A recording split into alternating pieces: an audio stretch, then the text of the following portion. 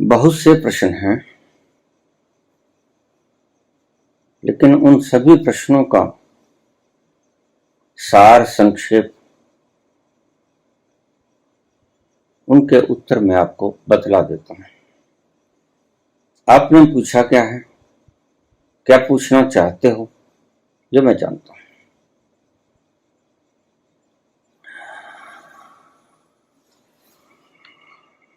थोड़ा सा प्रश्नों की संक्षेप में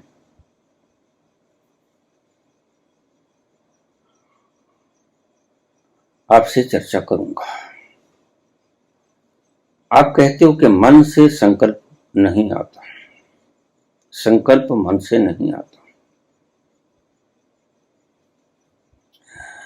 दूसरा, आप कहते हो कि मैं ज्यादा इकट्ठा नहीं करना चाहता। क्या आप ज्यादा लोगों को पहुंचाने की इच्छा नहीं रखते?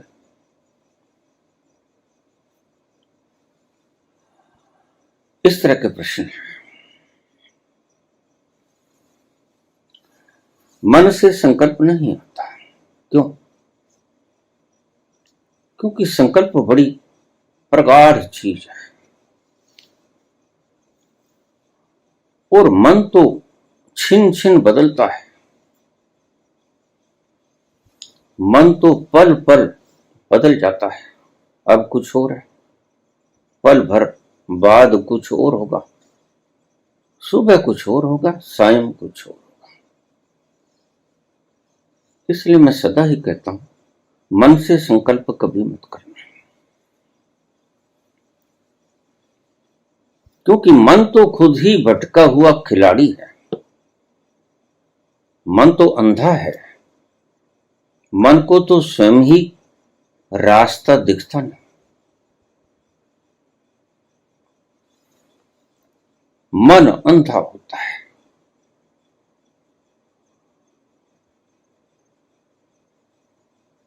और अंधा मन जो संकल्प लेगा वह अंधापन से ही आएगा, अंधेरे से आएगा। और अंधेरे से आया हुआ संकल्प कितनी महिमा रखेगा, इसे आप बखूबी समझ सकते हो।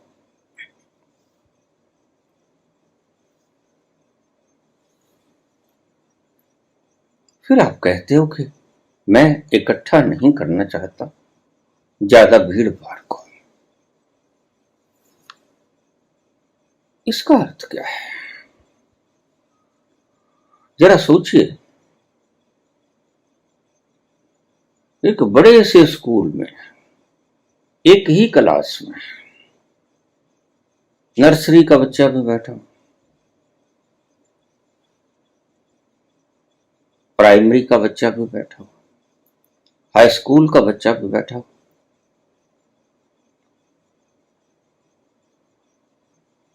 ग्रेजुएशन के बच्चे भी बैठे हों, मास्टर डिग्री के बच्चे भी बैठे हों, डायरेक्टर डॉक्टरेट के बच्चे भी बैठे हों, रिसर्च स्कॉलर्स भी बैठे हों, सभी एक ही कक्षा में,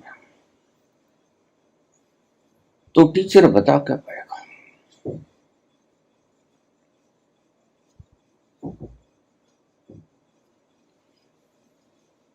टीचर कुछ भी बोलेगा तो छोटा बच्चा कहेगा, बाबा ये अनार कैसा होता है? सारा गड़बड़ा जाएगा। आध्यात्म पीक पॉइंट है, जहां जाकर आप खुशबू से भर जाते हो, जहां जाकर सही ज्ञान उत्पन्न होता है। नर्सरी से लेकर डॉक्टरेट, आपकी कितनी भी पढ़ाइयां हैं, ये सभी विद्याएं हैं, ध्यान रखना। और खुद तक पहुंच जाना, यह कोई विद्या नहीं, यह ज्ञान है। विद्या और ज्ञान में महत्व फर्क है। ज्ञान वो है जो नर्सरी का बच्चा शुरू करता है, और सीखता ही चला जाता है अपनी अंतिम बेला तक, डॉक्टरेट कर लेता है, रिसर्च करने लगता है।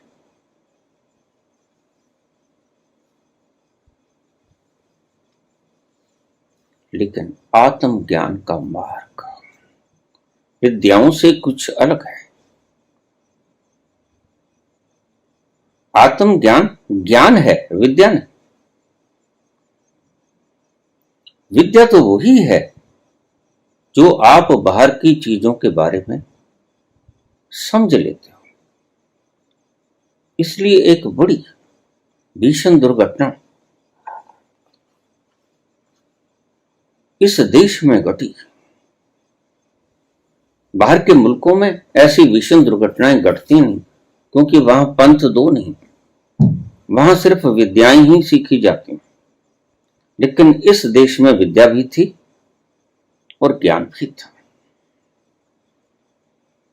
इसलिए आपने पुरानी कहानियों में सुना होगा कि एक गुरु के पास कोई जाता है, बुद्ध जाते हैं, और उस गुरु को जितना पता है, प्राइमरी तक का पता है, वो पढ़ा देता है, और उसके बाद उससे हाथ जोड़ लेता है कि अब आप ऐसे करो।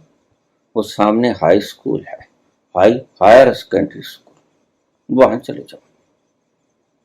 और फिर वहां से भी जब वो निष्णात हो जाता है तो उसे कहते हैं अब आप ऐसा करो, अब आप कॉलेज में चले जाओ। और उसके बाद उसे रिसर्च सेंटर में भेज दिया जाता है, अब डॉक्टरेट करो। क्रमशः व्यवस्था के हिसाब से पग बाई पग, एक एक कदम आगे, एक एक पूड़ी, जैसे बाबा ने जपजी साहब में 38 पूड़ियों का जिक्र किया। एक एक सीढ़ी चढ़ते जाओ। अन्यथा अगर तुम प्राइमरी में ही पूछना शुरू कर दोगे कि ये E = mc² है क्या, तो आपको कुछ भी समझ नहीं आएगा। ये अध्यापक बोल क्या रहा है, ये आपके हृदय में उतरेगा ही नहीं। आपकी मजबूरी है। और आचार्य भी इसे अच्छी तरह जानता है, ज्ञानी भी इसे अच्छी तरह जानता है। आचार्य भी जानता है कि मेरे पास से होके गुजरना पड़ेगा। तो मैं अक्सर ये लोगों को कह देता हूं जो प्रश्न पूछते हैं, बाद में प्रश्न पूछते हैं, बाबा आपने मुझे ब्लॉक क्यों कर दिया। मैंने कहा देखो, अभी तुम्हारे भीतर तर्क की धार में से गुजरना पड़ेगा। अभी तुम्हारा समर्पण फीका फीका सा लगता है, अभी तुम्हारे समर्पण के भीतर प्राण नहीं लगते, इसलिए तुम आचार्य के पास जाओ। वो तुम्हें तर्क सिखाएंगे, वो तुम्हें जीवन की व्यवस्था सिखाएंगे। और अगर कोई कहे कि मैं दुर्बल हूं, मैं कमजोर हूं, बाबा आपने मुझे फार्मूला क्यों नहीं बताया, तो मैं उससे यही कहूंगा कि आप सदगुरु के पास जाओ। वह आपको डाइट बताएगा, सुबह क्या खाना, कितनी बार खाना, सब बता देगा। पेट साफ तक करने की विधि बता देगा। हंसो मत। पेट साफ तक करने की विधि बता देगा। सही पूछो तो वह पेट साफ करने की विधि ही बताता रहता है। मरने से डरा हुआ व्यक्ति शरीर को बचाने ही की तो बात करेगा। इसलिए तुम्हें अच्छे अच्छे पकवान बनाने की कला सिखाएगा, बना के खिलाएगा। ये सीख लेना, ये जरूरी अंग है, जीवन के भीतर शायद कभी काम आ जाए। और बंधनों में बंधा हुआ आचार्य तुम्हें डराएगा, कि स्त्री एक बंधन है,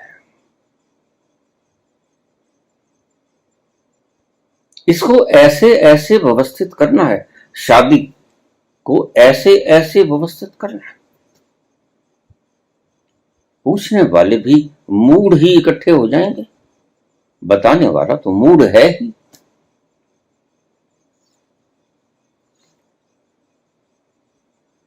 लेकिन ज्ञान को पाने वाला व्यक्ति ये जानता है कि जीवन का अनिवार्य अंग है। ज्ञान तक पहुंचने के लिए विद्या का होना अनिवार्य भी है, भी शब्द लगाया मैंने।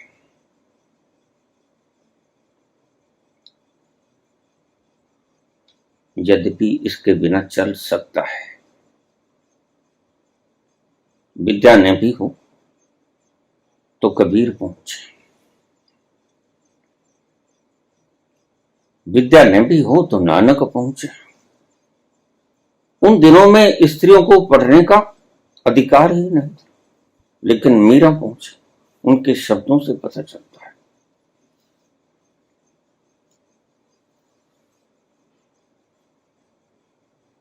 ध्यान से समझ लेना, जो खोपड़ी की समझ में आ जाए वो विद्या, और जो खोपड़ी की समझ में आए ही ना, जो बुद्धि की समझ में आए ही ना, वो ज्ञान।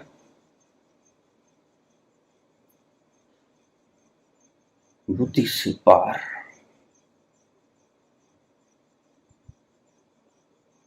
शरीर मन बुद्धि से पार, उसे कहते हैं ज्ञान। और देखिए, अगर आपको सुख चाहिए, इसलिए मैं कहता हूं कि इन पाठशालाओं में से गुजरना आवश्यक है। मेरे पास तो वो व्यक्ति आए जो थक गया है ठोकरें खा खा के, होश में आता है बंदा ठोकरें खाने के बाद, रंग लाती है हिना पत्थर पे घिस जाने के बाद। तुम सभी पढ़ाइयां पढ़ के आ जाना, नर्सरी में भी चले जाना, प्राइमरी में भी चले जाना, स्कूल में भी चले जाना, कॉलेज में भी चले जाना, डॉक्टरेट भी कर लेना, रिसर्चेस भी कर लेना, जितनी विद्याएं हैं सभी सीख लेना। और जब तुम्हें ऐसा लगे कि सब कुछ सीख लिया, लेकिन भीतर की प्यास बुझी नहीं, वो कुछ अनबुझा सा भीतर अभी जल रहा है,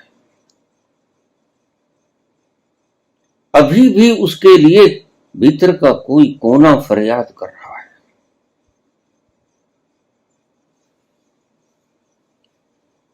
वो भी प्यासा है, भूखा है, भोजन मांगता है, पानी मांगता है, जल की आवश्यकता है, बड़ी देर का भूखा है, जन्मों जन्मों से प्यासा है।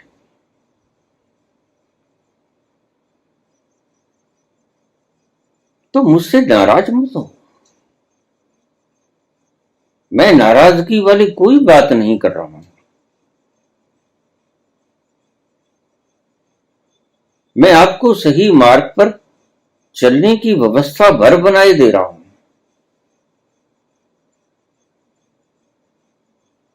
ढंग से चलो, और ढंग से ही चलना, सहज चलना होता है। एकदम से छलांग लगाओगे,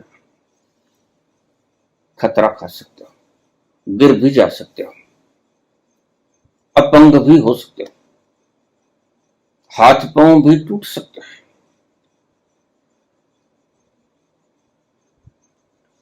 मेरे पास लोग आ जाते हैं, बाबा क्रिया योग करने के बाद जाप करने का बड़ा मन करता है। मैं कहता हूं ऐसा करो, डेरे में चले जाओ, वहां जाप करने की सारी व्यवस्थाएं हैं। बाबा तुम कहते हो सुनिए दुख पाप का नाश, ये ओंकार की ध्वनि कंठ से निकालने में बड़ा आनंद आता है।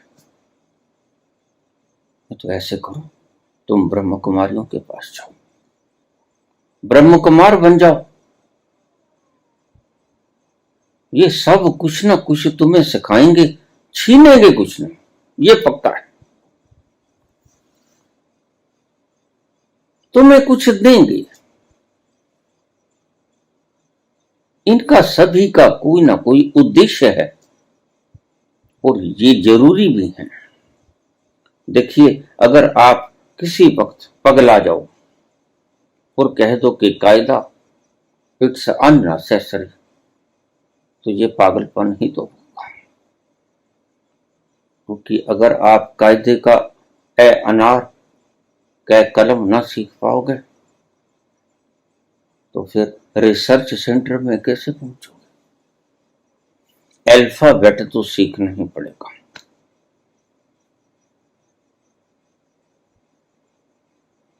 ये लिपियां तो आपको सीखनी पड़ेंगी। अगर आपने रिसर्च सेंटर में पहुंचना है तो जिस तरह का मरीज मेरे पास आ जाता है और जिस तरह के वो सवाल पूछता है, जैसे आप किसी डॉक्टर के पास चले जाओ और आप कहो कि मेरे पेट में बड़ा दर्द होता है, जब खाना खा लेता हूं तो दर्द बढ़ जाता है, तो तुमसे कहे ऐसा करो, जीआईटी स्पेशलिस्ट के पास चले जाओ, गैस्ट्रो इंटेस्टाइनल ट्रैक्ट, उसका जो महारथी है उसके पास चले जाओ। किसी की हड्डी टूट गई तो वह कहेगा ऑर्थो के पास चले जाओ। किसी को हार्ट के भीतर क्लॉट आ गया, वो कहेगा ऐसा करो, आप हार्ट वाले के पास चले जाओ। किसको थोड़ा सा फर्क पड़ गया, वो कहेगा साइकियाट्रिस्ट के पास चले जाओ। वो जानता है कि मैं डॉक्टर किस चीज का हूं। जब उसके पास उसके मतलब का मरीज आ गया तो कहता हां तुम बैठ जाओ। बस ऐसा ही मेरे यहां होता है। मेरे पास ज्यादा भीड़ मैं तो कभी जुटा नहीं पाऊंगा, इसलिए तो मैं एड्स नहीं लगाता, मूर्ख भी नहीं हूं।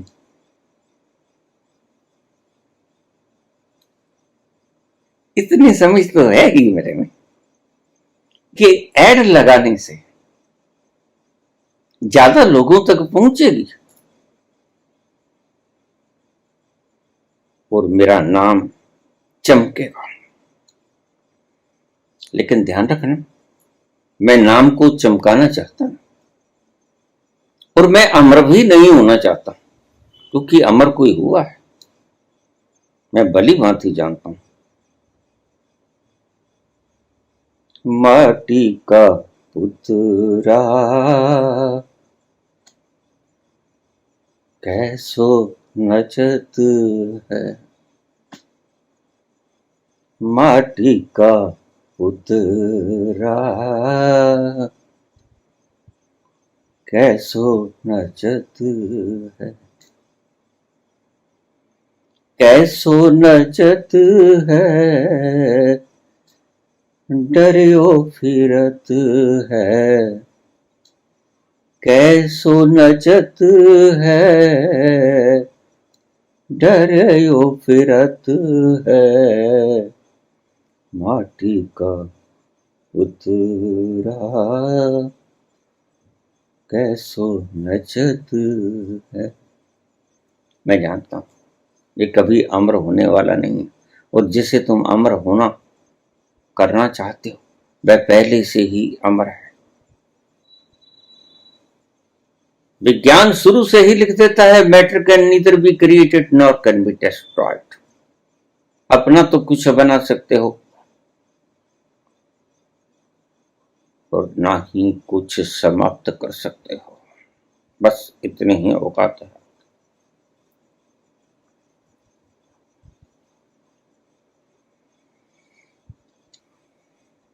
तो मेरे पास जिस तरह का पेशेंट आएगा मैं वही छांट लूंगा, जो जिनको मैं ठीक कर सकता हूं।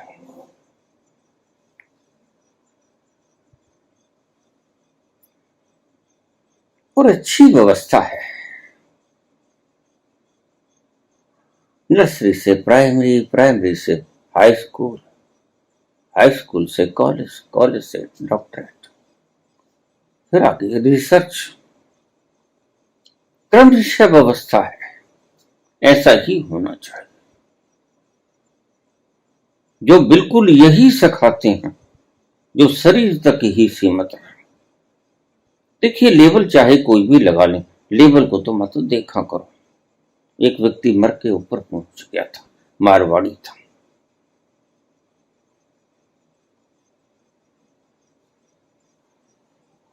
तो युवराज ने पूछा, धर्मराज ने पूछा, कहां जाना चाहते हो?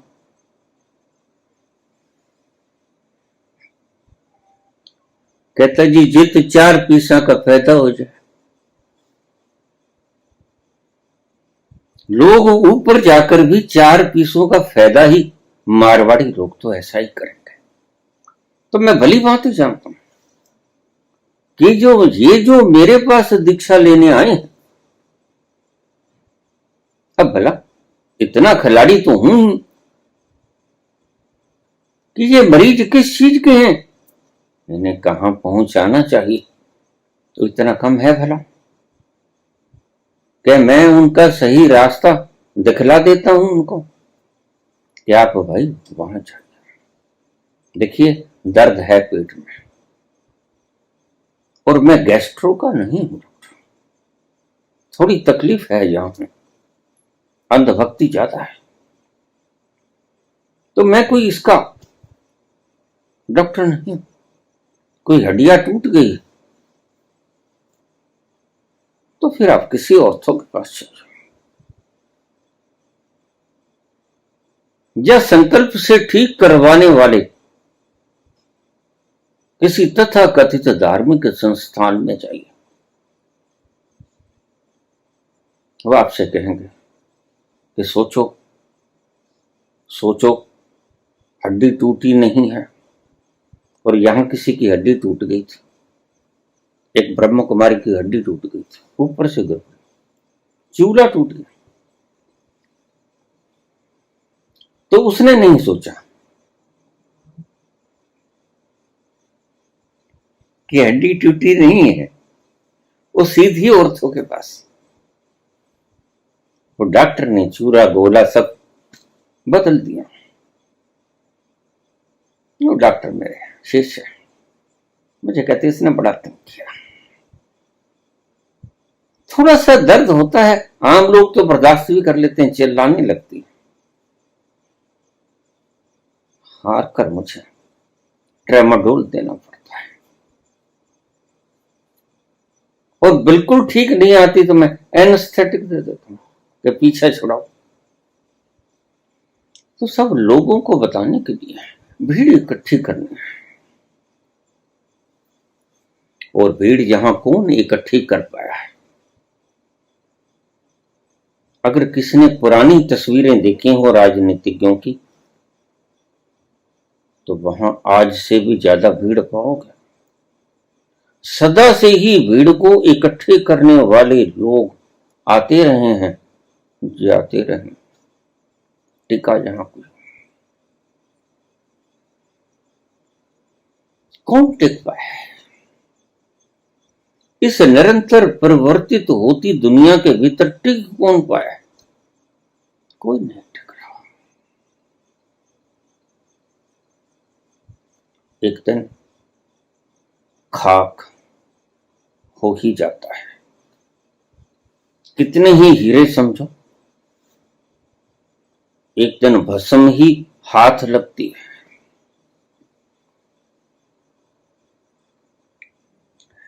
मैं जानता हूं कहां तक उड़ान है उनकी, मैं जानता हूं कहां तक उड़ान है उनकी, मेरे ही हाथ से निकले हुए परिंदे। मैं बड़ी बात ही जानता हूं। और यही गुरु की महिमा होती है। गुरु इन गलियों में से खेल खेल के गुजरा होता है। यही परमात्मा और गुरु में भेद होता है। गुरु इन गलियों में तुम्हारी ही तरह भटका होता है और खूब भटका होता है, तो उसे तुम्हारे सारे दुखों और दर्दों का पता होता है। जैसा तुम आज दुख भोग रहे हो, गुरु उस दुख में से कब का निकल चुका। ये गलियां छानी हुई हैं उसकी, ये धूल, ये मिट्टी, उसने भी लोटनियां खाई हुई हैं। ये सारे तमाशे उसने देखे हुए, और वो जानता है कि अगर इस हिसाब से तुम्हें मिट्टी में लोटना अच्छा लगता है। आपने गधे देखे जो कुम्हार गधी और रेड़ी के ऊपर वजन लाता है, दोपहर के वक्त वह उसकी नकेल खोल देता है और नकेल खोल के उसको माटी के भीतर छोड़ देता है। आपने शायद देखा हो, ना देखा हो, पुराने बुजुर्गों ने जरूर देखा होगा। तो वह गधा लूटता है माटी के अंदर, खूब हाथ पांव मारता है, ऐसी मस्ती मनाता है, और बस सिर्फ 2 मिनट के लिए। आप भी इन 2 मिनटों का स्वाद ही चख पाते हो। गधों की तरह मिट्टी में 2 मिनट ही लूटा जाता है, इससे ज्यादा गधा लूट नहीं सकता। और फिर वो गधे का मालिक उसकी नकेल और छुपता है कि और थोड़ा सा लेट लो, गधे की तरह लूटनियां खा लो। उसे पता है जितनी लूटनियां खाएगा उतना ये संतुष्ट हो जाएगा। भला कुम्हार से ज्यादा, गधे के मालिक से ज्यादा गधे के बारे में जानता कौन? ऐसा मत करो। मैं गधों का मत, क्योंकि खुद गधा रहा हूं, इसलिए अच्छी तरह से जानता हूं। इन गलियों में से मैं भी भटका हुआ, दुख दर्द उठाता हुआ, तकलीफों में से गुजरता हुआ, कोई किनारा नजर न आता था, कहीं कोई सल्यूशन न था। सभी तरफ आपदाएं ही आपदाएं, सवाल ही सवाल, तकलीफें ही तकलीफें, रोग और शोक और द्वेष और नफरत, सभी चीजें मुझे भी किसी वक्त घेरी रहती थी।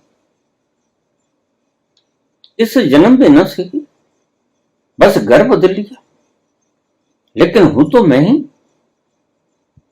चाहे गधा हूं, चाहे मानव हूं, और चाहे भगवान, हूं तो मैं ही।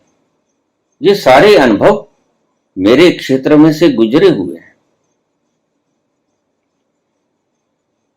और वही व्यक्ति मास्टर होता है जो आपकी हर समस्या में से गुजर चुका होता है। एक कहावत है कि अच्छा मरीज ही अच्छा डॉक्टर हो सकता है। बड़ी सुंदर बात है। जिसने दर्द के लम्हे ना जाने हों, तेज पीड़ा के लम्हे जिसने सहे ना हो, वो भला पीड़ा को जानेगा। घायल की गति घायल जान, घायल की गति घायल जान, या जिन घायल हो, हेरी मैं तो प्रेम दीवानी, हेरी मैं तो प्रेम दीवानी, मेरो दर्द न जान कोई, हेरी मैं तो प्रेम दीवानी, मेरो दर्द न जान को।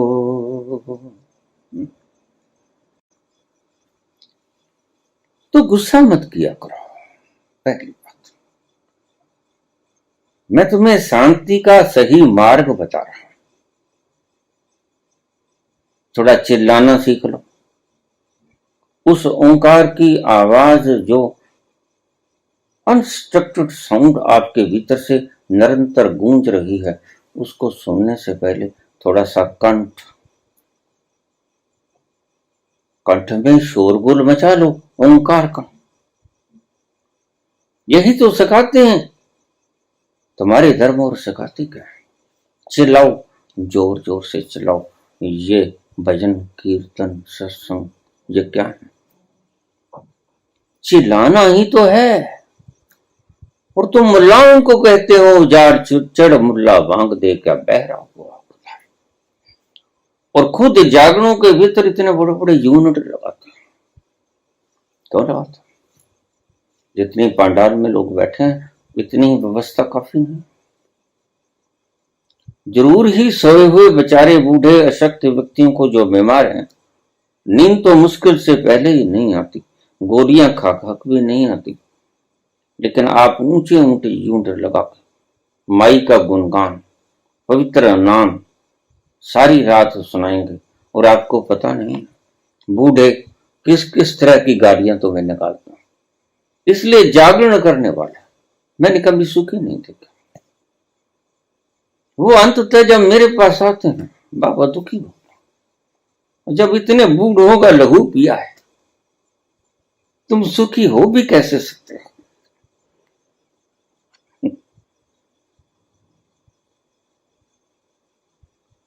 सारी सारी रात बेचारे गोली खा के सोए थे नहीं, और तुमने उनके कान के पास लगा दिया यूनिट। कि तुम्हें आशीर्वाद देंगे। जरा सोचो तो, बाढ़ में जाए तुम्हारा नाम। हमने सोना है, बीमार है, नींद तो पहले ही नहीं आती, लेकिन आप कहते नहीं, हम तो इस पवित्र नाम को बताएंगे। सुबह उठ जाते हो, ब्रह्म मुहूर्त होता है, सोने का वक्त होता है, और आप हनुमान चालीसा पढ़ने लग जाते हो। सबसे ज्यादा परेशानी रोगियों को या बूढ़ों को होती है। बच्चे भी परेशान नहीं होते, बड़ी गूढ़ निद्रा में सोते हैं बच्चे, और जवान भी परेशान कम होते हैं, लेकिन बेचारे रोगी और बूढ़े ये बड़े परेशान होते हैं, और इनकी बद्दुआएं आपको लगती ही लगती। मैंने बहुत से जागरण करने वालों की जिंदगी टटोली तो मैंने यही पाया। जवानी में जागरण करते रहे हो क्या? तो खूब बड़े बड़े यूनिट लगाए, हाँ बस ठीक। फिर अब शोर तुम मचाओ। पहले मामा का शोर मचाते थे, अब रोग के कारण हाय मां, हाय मां। और क्या करोगे जब बेचारे बूढ़ों को, अशक्तों को, रोगियों को रात भर परेशान किया? तो चीखो चिल्लाहट निकलेगी निकलेगी, और उधर से मां कौन सा सुखी बैठे हैं, वो परेशान है तुमसे। दसों दिशाओं से ये हाय मां की आवाज आ रही है। चाहे हरे मां की आवाज आ रही हो, चाहे हाय मां की आवाज आ रही हो, ये सब तुम्हारे कारण, हमें तुम्हारे ही कारण है। अगर हरे माँ कहोगे और बूढ़ों के कानों में जाके कहोगे तो हाय माँ करना ही पड़ेगा। ये ध्यान रखना, ये लेन का देन है, ये कर्मों की व्यवहारिक श्रृंखला, कर्म भोग का हिसाब होता ही होता है। तो आपने कहा कि संकल्प मन से नहीं होता। हाँ, संकल्प मन से नहीं होता, क्योंकि मन तो खुद ही उथला उथला, बहका बहका, छिन छिन बदलता,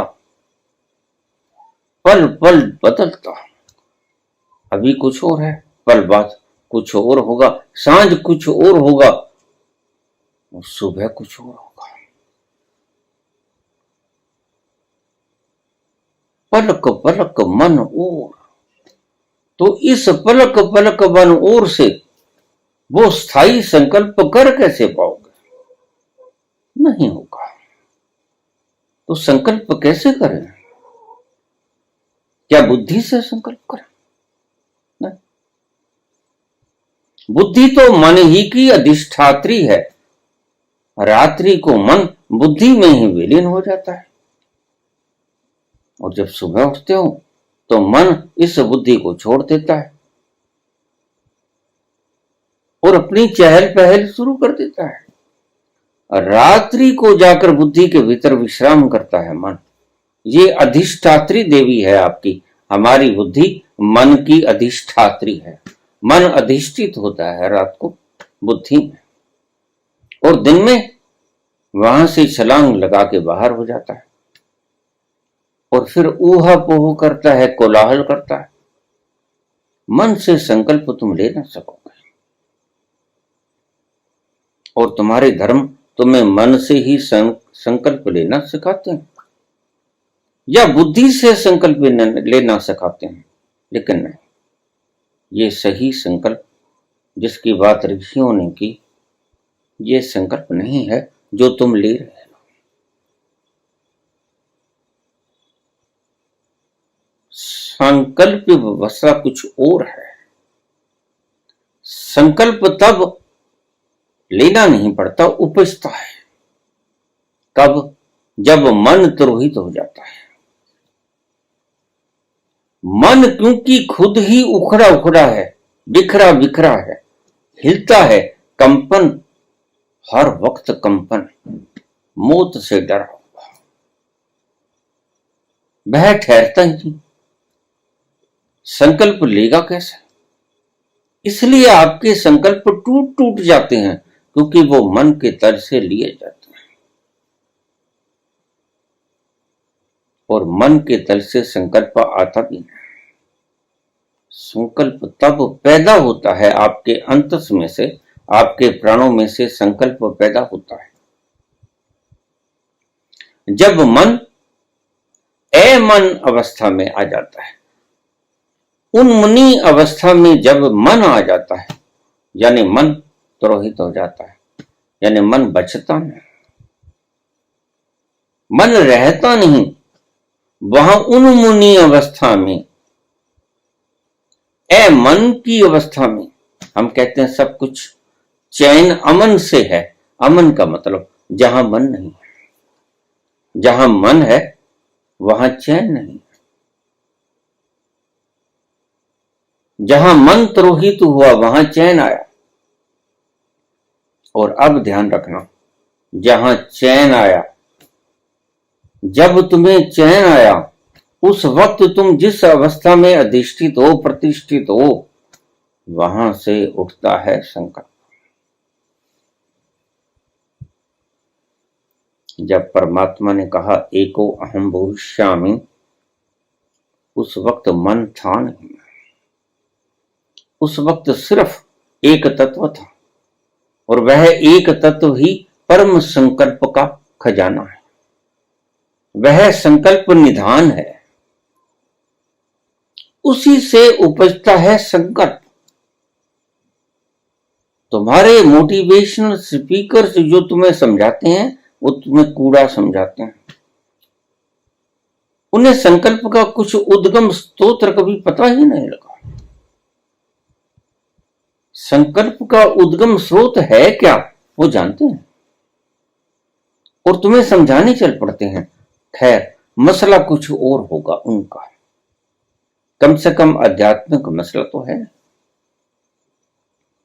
तो मैं कहता हूं इन सारे स्कूलों में से हो आना। जैसे पुराने वक्त के ऋषि थे, गुरु थे, बड़े ईमानदार थे, और अगर कोई ईमानदार गुरु हो तो वो ऐसा ही करेगा।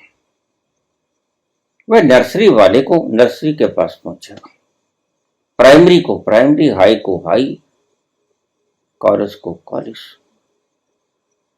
अपने अपने स्थानों पे चले जाओ, वहां से पढ़ाई करके आओ। ये सब विद्याएं हैं। जब तुम सभी विद्याओं से थक जाओ, सब मिले, सब जान जाओ, सभी सूचनाएं इकट्ठी कर लो, लेकिन बड़ी पदवियां भी ले लो,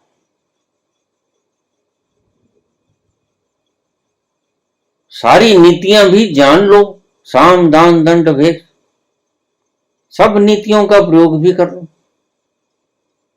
और सारा संसार छान कर, फरोल कर, खंगाल कर जब तुम थक जाओ, ये सारी ऊहा पोह शोरगुल मचाने से एक तो ना मिला। और फिर ये सारा कुछ भी मिल जाए तो समझो कुछ भी नहीं मिला, वह तृप्ति तो नहीं मिले, ठहराव तो नहीं आया, अभी भी मन उखड़ा उखड़ा रहता है, अभी भी बुद्धि आशंकित रहती है, लाखों शंकाओं से भरी हुई तुम्हारी बुद्धि और हजारों दिशाओं में बहकता हुआ भटकता हुआ तुम्हारा मन, तुम लिए फिरते हो हर वक्त, तुम्हें चैन नहीं आता, करार नहीं आता। सब मिल जाता है, नर्सरी से शुरू होते हो, रिसर्च सेंटर्स तक तुम खंगाल लेते हो, लेकिन सब मिल जाता है। एक तू ना मिला,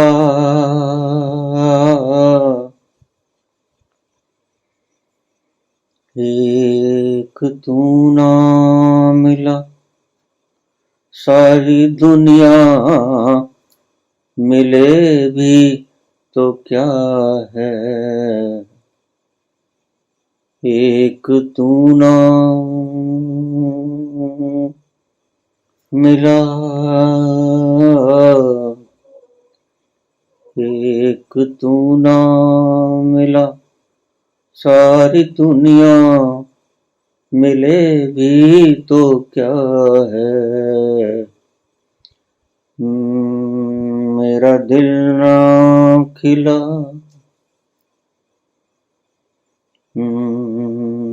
मेरा दिल ना खिला, सारी बगिया खिले भी तो क्या है, मेरा दिल ना खिला, सारी बगिया खिले भी तो क्या है, एक तू ना मिला। बस ये जो नहीं मिला, इसे मिलने की तलाश ही तुम्हारे भीतर जन्मों जन्मों से छाई हुई है।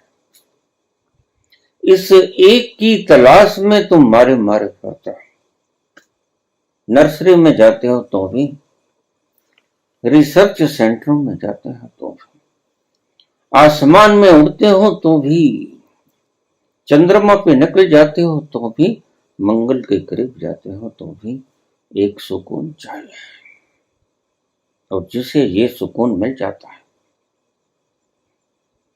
वह फिर सब प्रकार की विद्याओं को ग्रहण करना बंद कर देता है। क्या लेना है? जब वो रस मिल गया परमात्मा को उपनिषदों में, बड़ा सुंदर शब्द दिया, रसो वैसा, वह रस है, बस वो रस न मिला जो आपकी सुरती को लगाते, जो आपकी सुरती को शब्द के भीतर प्रवेश दिलाते, जो खुमारी से युक्त हो जाए, जो आपकी सुरती को उस खुमारी के समुद्र में डुबा दे। अगर वो ना मिला तो फिर जो मिला वो तो कूड़ा है, क्योंकि जन्मों जन्मों से तुम इसी फिराक में फिर रहे हो, इसी दौड़ में, इसी उधेड़ बुन में। यही तो है जिसे पाना है, यही तो है जहां से गए थे, जो भूल गया है। यही तो है जो तुम्हें तुम्हारे स्वप्नों में आके छेड़ता है। तो तुम्हारे भीतर की निरंतर बांसुरी बजती है, जो ओंकार का नाद तुम्हारे भीतर तुम्हें लगातार याद कराता है कि लौटाओ, वापस आ जाओ। ये तुम्हें लगातार पुकार रहा है। और अगर यही ना मिला तो फिर जो भी मिला वो राख मिले, वो कचरा मिला, वो कूड़ा मिला, वो गटर की गंदगी के अलावा और कुछ न था। एक दिन फेंकना पड़ेगा और एक दिन तुम ना फेंकोगे। तो परमात्मा की व्यवस्था जिसे मौत कहते हैं वो तुमसे फिकवा देती है, व्यर्थ व्यर्थ का सब मौत फिकवा देती है। तुम एक दिन बैठ के एनालिसिस तो करना कि क्या है जो मौत तुमसे फिकवा देती है। बस वो तुम्हारे काम का नहीं था और तुम उसे हीरे समझे बैठे थे, लेकिन मौत तुम्हें बतला देती है। बड़ी पारखी है मौत। सही जोहरी तो मौत है, जो सारी उम्र तुम कीचड़ और गंदगी का पहाड़ इकट्ठा करते हो, जिसे तुम विद्या कहते हो। वह तुमसे छुड़वा लेती है। तुम धड़म से गिर पड़ते हो धरती के ऊपर, और जो मौत तुमसे छुड़वा ले, समझना वो कचरा था। सीधी सी मैंने आपको डेफिनेशन बता दी। जो मौत तुमसे छुड़वा न सके, लाख चेष्टा करने के बाद भी जो मौत तुमसे छुड़वा न सके, बस वही तो पाना था, वही तो पाना था। नैनम छिदन्ति शस्त्राण, नैनम दहती पावका, न चैनम क्लेदन त्यापो न शोषति मारुता। जिसे आग भी न जला पाई, पानी भी ना गला पाया, वायु भी ना सुखा पाई, शस्त्र भी ना काट पाया, अग्नि भी ना जला पाई। वह जो है उसकी ही तलाश तुम्हें है, और तुम कोई कोना खंगाल लो विश्व का, किसी विश्व का या किसी विश्वविद्यालय का, अगर तुम्हें ये एक ना मिला तो समझ लेना कि सब कूड़ा मिला,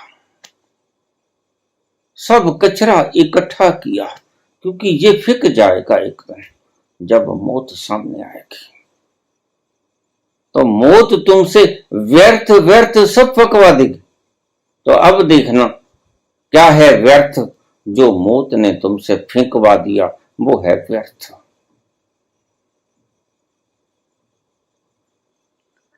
तो पूछा कि संकल्प आप कहते हैं कि मन से नहीं आता। नहीं आता, क्योंकि मन तो खुद ही पल पल बदलता हुआ खिलाड़ी है। मन यकसा रहता नहीं, मन शोरगुल मचाता रहता है। परिवर्तन का नाम मन। तो संकल्प आता कब है? संकल्प आता है जब मन तिरोहित हो जाता है, मन मिट जाता है। मिटने का अर्थ जब वह अपनी अधिष्ठात्री बुद्धि में समा जाता है। मन जाता कहीं नहीं,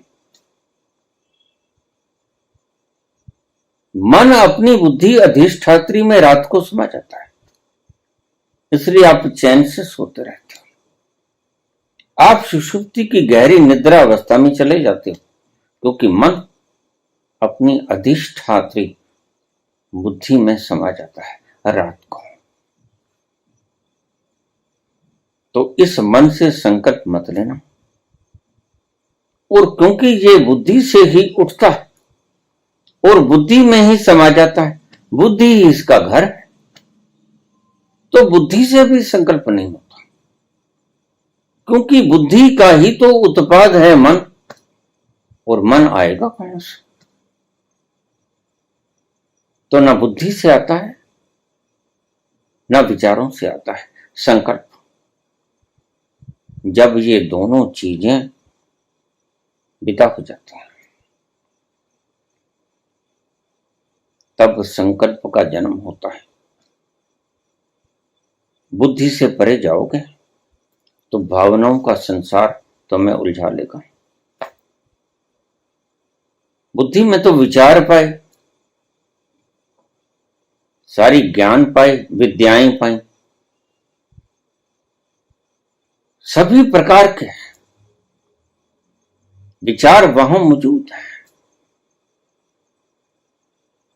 सभी डेफिनेशंस पता है, व्याख्याएं पता है, सभी विद्याएं पता है। तो इसकी गहरी अवस्था में उतरोगे तो दूसरी अवस्था आएगी आपकी हृदय की। वहां एक अलग सा जाल है, वह ज्यादा बांधता है। वहां भावनाएं हैं, वहां घृणा है, प्रेम है, वहां खुशी है, गमी है, वहां प्यार का सागर भी है और नफरत की बदबू भी है।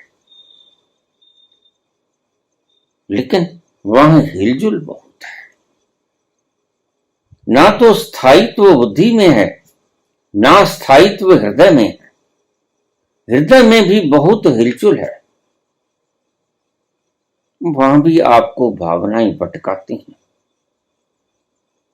भावनाएं आपको हिलाती हैं, कंपन देती हैं। वहां भी आप अकंप नहीं रह पाते, ना बुद्धि के तल पे अकंप होते हो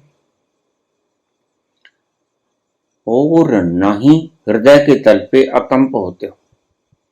बुद्धि के तल पे विचार आपको शेक करते रहते हैं, हिलाते रहते हैं, कंपन देते रहते हैं, और हृदय के तल पर भावनाएं आपको कंपन देती रहती हैं। ये दोनों स्थानों के ऊपर तुम अकंप नहीं रह सकते।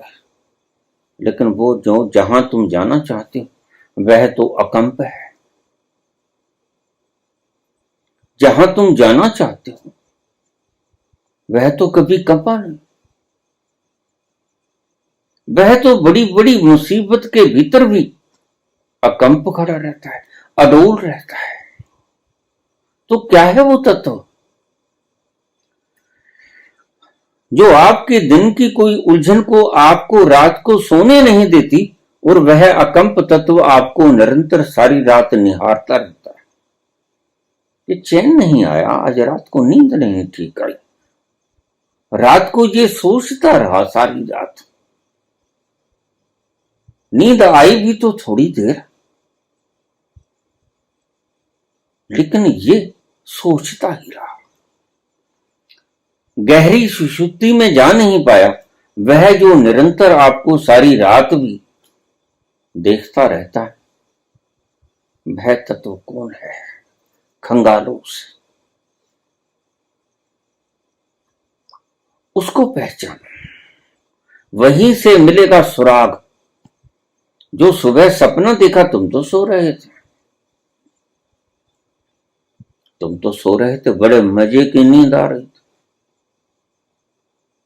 पूरी रेस्ट में थे, पूरे आराम में थे। फिर आपको सपना आया, फिर कुछ मनस पटल पर रेखाएं और चित्र छपे, रंग बिरंग है। कुछ घटनाएं घटी, ये तो घटी, लेकिन देखी किसने? कौन था वो जो सारी रात तुम ठीक से सोए तो भी उसे पता, तुम ठीक से नहीं सोए तो भी उसे पता, और सुबह तुम्हें स्वप्न आ रहा है तो भी उसे पता, पल पल का उसे पता। स्वप्न तुम्हारे मनस पटल पर चित्र रेखांकित कर देता है और गहरी सुषुप्ति तुम्हारे मनस पटल पर मूर्छा की एक लहर खड़ी कर देती है।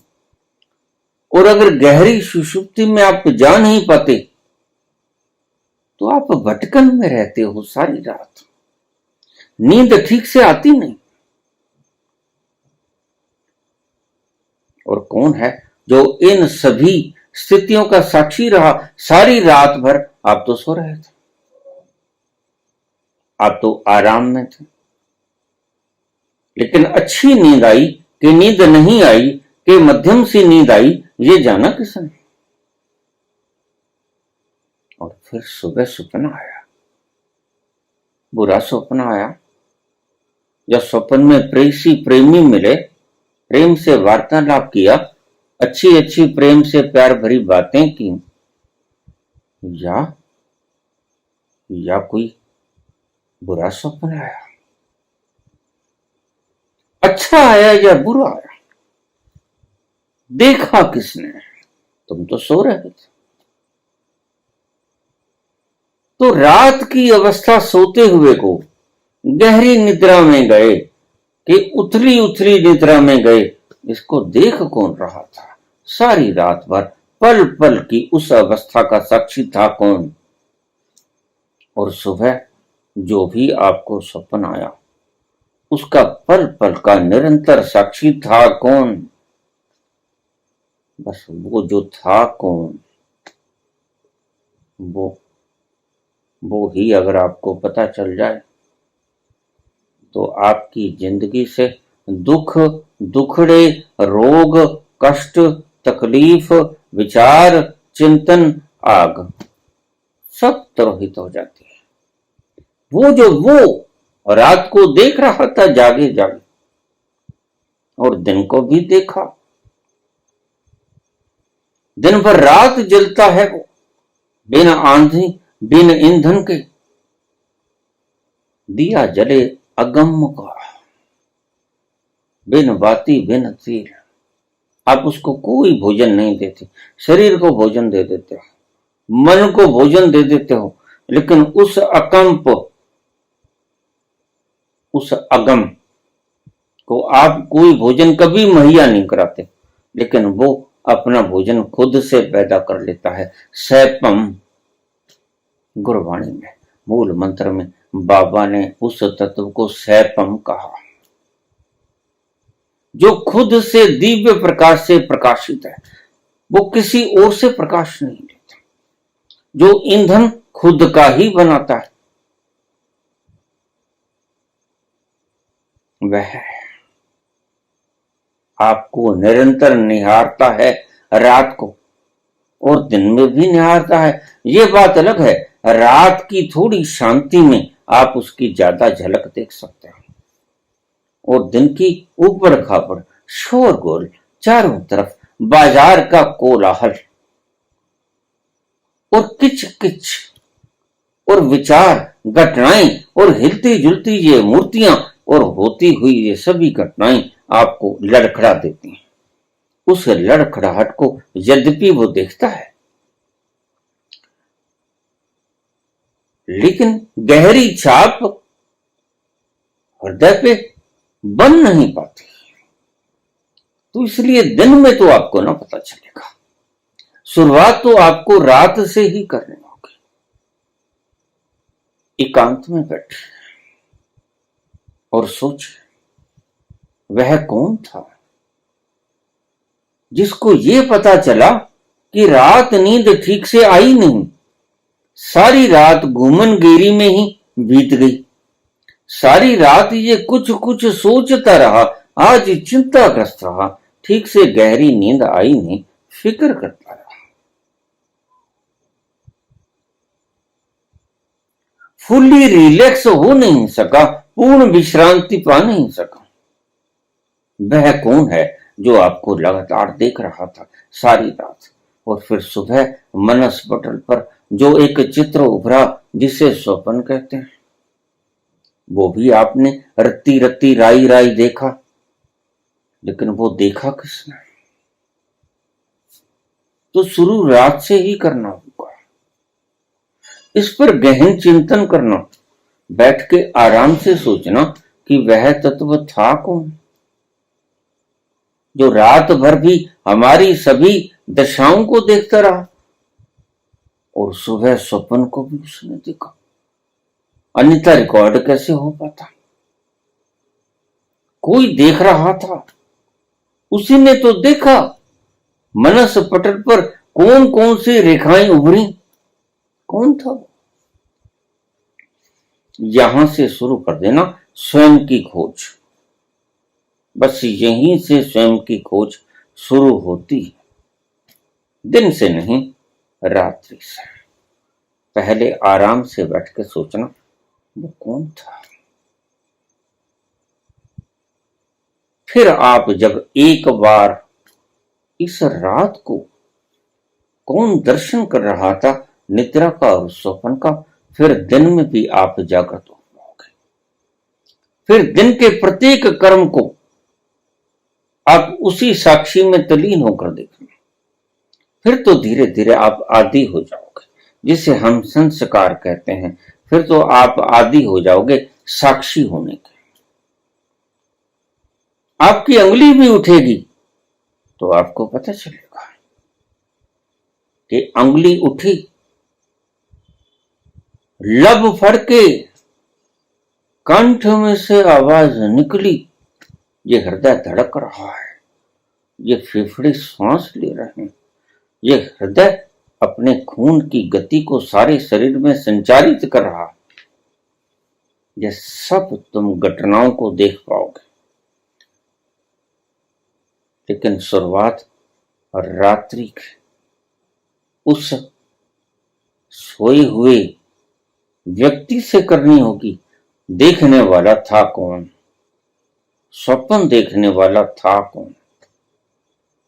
फिर धीरे धीरे साक्षी सध जाएगा, लेकिन शुरुआत करो। एक बार शुरुआत करोगे तो साक्षी के उस मूल उद्गम के ऊपर किसी दिन पहुंच जाओगे, और एक दिन धीरे धीरे रे बना, धीरे सब कुछ हो। जल्दबाजी मत करना। माली सींचे सो बड़ा, ऋतु आए फल होए। वक्त आने पर फल भी लगेगा, फूल भी लगेंगे, कुंपलें भी फूटेंगी, वृक्ष भी बनेगा, फल भी लगेंगे, फल भी पकेंगे। एक दिन तुम साक्षी में ठहर ही जाओगे, जिसे भगवान कृष्ण ने कहा स्थिति प्रज्ञ हो जाए। उस साक्षी की खोज हमारी सदा से, साक्षी की खोज सदा से है। वो साक्षी ही है मदहोशी का सरोवर, वह साक्षी ही है खुमारी का, आनंद का स्रोत। वहीं पहुंचना है गाहे बगाहे, देर अबेर। तुम देर भी कर सकते हो, तुम जल्दी भी पहुंच सकते हो, तुम्हारे हाथ में ही है। अभी से शुरू कर दो इस यात्रा को। धन्यवाद।